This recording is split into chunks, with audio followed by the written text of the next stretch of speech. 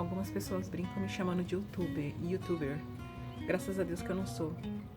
Nem sei o que sou, na verdade. Eu não sei o que eu tô fazendo na internet, mas com certeza é o que eu disse nos primeiros vídeos, é a falta de amizade.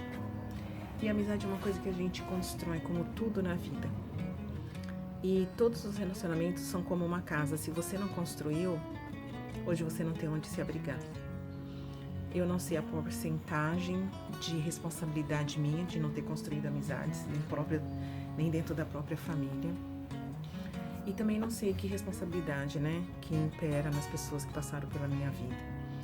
Mas é uma vida boa, graças a Deus. Tem sido uma vida boa. E sempre há tempo, né, para as construções. E eu sempre peço a Deus que Ele esteja me ajudando a construir. E construir relacionamentos. As pessoas, erroneamente, na minha opinião, diziam, e eu acho que ainda dizem, eu quero dar tudo que eu não tive para o meu filho.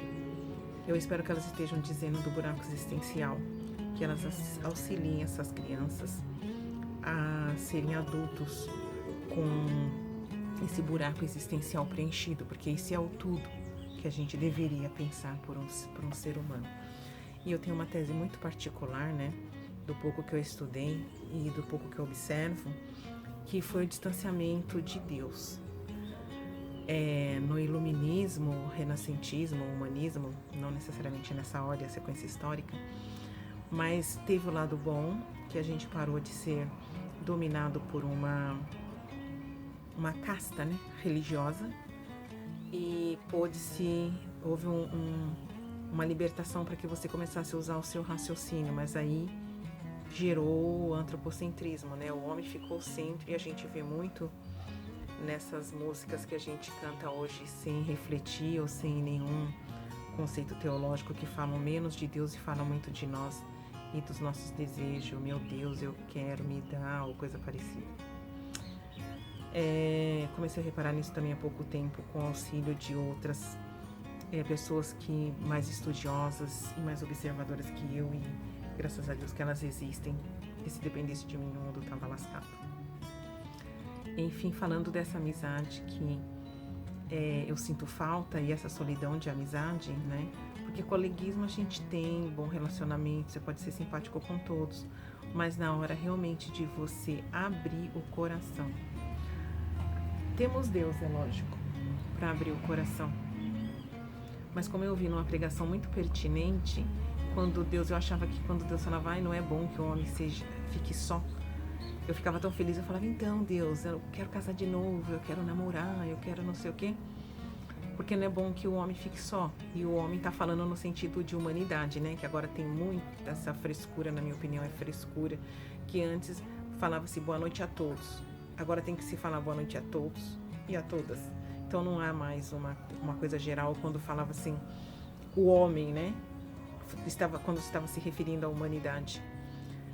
Mas é o espírito de época que infelizmente a gente é muito contaminado, né? E querendo ou não, quando a gente vê, a gente está mergulhado nele. Eu ia falar inserido, mas acho que inserido nem expressa o sentimento mesmo, o quanto a gente é submerso nessas modinhas que nós mesmos inventamos.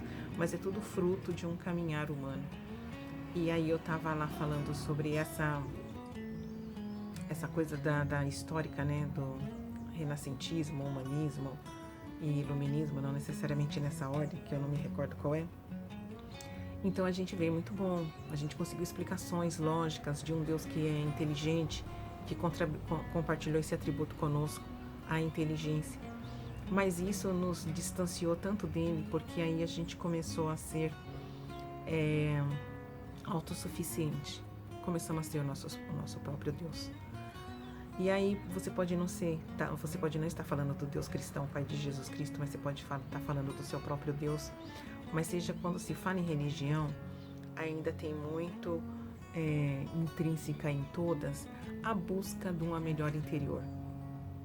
E há também um sistema ferrenho de troca, que até o cristianismo, no sincretismo e na ignorância de não ler a Bíblia, que a gente diz que é a palavra de Deus, mas é triste porque, assim como todo mundo, a maioria, né, a grande maioria, não falo da massa crítica, mas eu falo da massa mais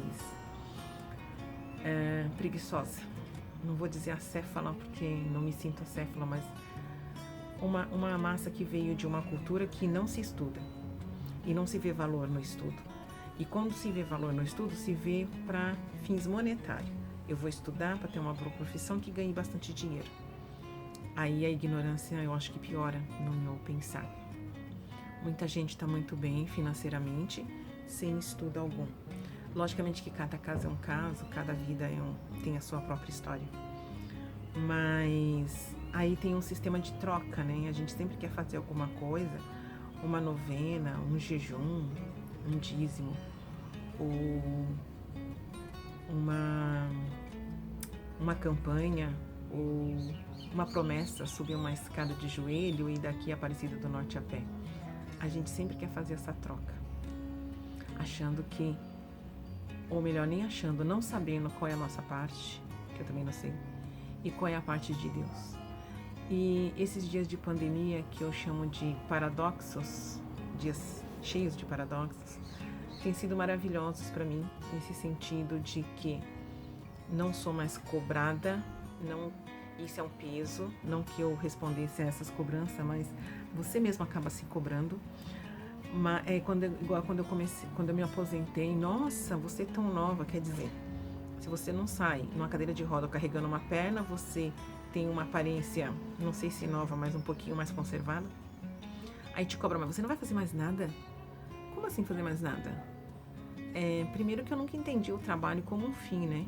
Um fim assim, si mesmo. E que tipo de trabalho, por exemplo, Deus fala na Bíblia, em Gênesis, né? Com o suor do seu rosto você, com o suor do seu rosto, através do seu trabalho você vai ganhar o seu pão. E é interessante esses conceitos que a gente não trabalhou, nem particularmente, nem coletivamente, nem religiosamente. E aí eu gosto de umas pregações que falam também o quanto se sacralizou o trabalho. Você, determinado segmento religioso, tá perdoado se você estava trabalhando. Escola você pode faltar. Trabalho você não pode. Então tem umas coisas estranhas assim, né?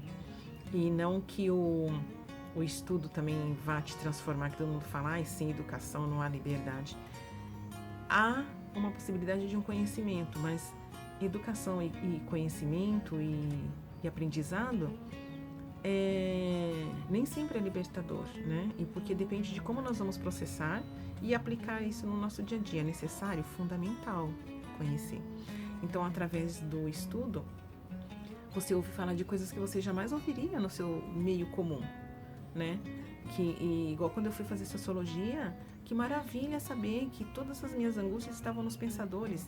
E aí você pega um viés religioso e lá na Bíblia está escrito, na qual eu acredito, não há nada novo sob o sol. E muitas vezes se você ficar reclusa, se você não lê, porque não há como você compartilhar um tipo de assunto ou de conhecimento, ainda que você tenha um amigo bom, né? Você não vai conversar determinadas coisas porque nem cabe nisso. E há uma troca assim na convivência de conhecimentos, né? De aprendizado, de visões de mundo de cada pessoa.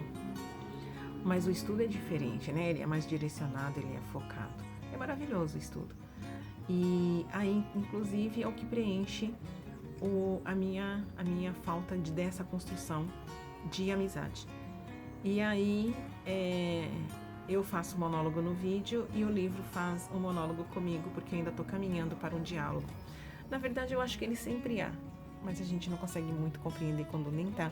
Quando você lê determinada frase, você sorri ou você discorda, né? Eu gosto muito do viés acadêmico sobre os assuntos que eu acho interessante, quer sociais, quer sobre psicologia ou teologia.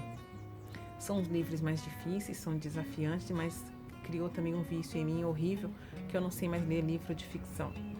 Eu gosto de alguns, né, mas também talvez seja até pela redação própria de alguns que eu tive acesso e não necessariamente que eu estou tão desligada de ficção. Mas enfim, como eu disse no começo, graças a Deus que eu não sou youtuber como alguns me chamam, que eu ia morrer de fome, vender a minha imagem, vender algum produto, ou o tempo que eu fico questionando, fazer vídeo para quê, falar o que para quem, Mas aí depois dá essa vontadezinha que deu hoje.